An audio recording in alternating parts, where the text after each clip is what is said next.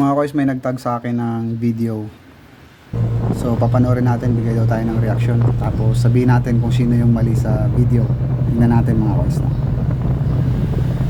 Alright, so then PCX. Oh, battle ban yun ah. Alright, I think it's a matter of explaining kung sino yung tama o mali. Yun ang tanong eh, kung yung van o yung motor. Siguro sa tagal din natin na pagmamaneho at pagtuturo ng mga defensive driving at riding, no? Yung liliko mga kois na van, malayo pa lang yun eh, no? Nakikita na ng nakamotor. So sa part ng pagiging defensive driver, kung ikaw yung nagmamaneho ng van, dapat ay aware ka na pagliliko ka, dapat ay mag-stop ka muna, hindi yung bibiglang liko ka. So para maiwasan yung aksidente. Then sa motor naman, titingnan mo muna kung alanganin ang pasok mo or mabilis masyado yung takbo mo. Kailangan pag merong mga intersection ay magmi-minor ka.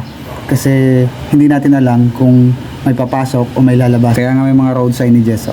So siguro more of ingat na lang palagi sa daan. Yun lang yung masasabi natin mga kois. So hindi na natin titingnan kung sino ba yung mali, kung yung van o yung motor, dahil kung mabibigay tayo ng komentaryo, maraming mga experts sa comment section sigurado. So titingnan natin sa comment section na lang tayo mag-abang.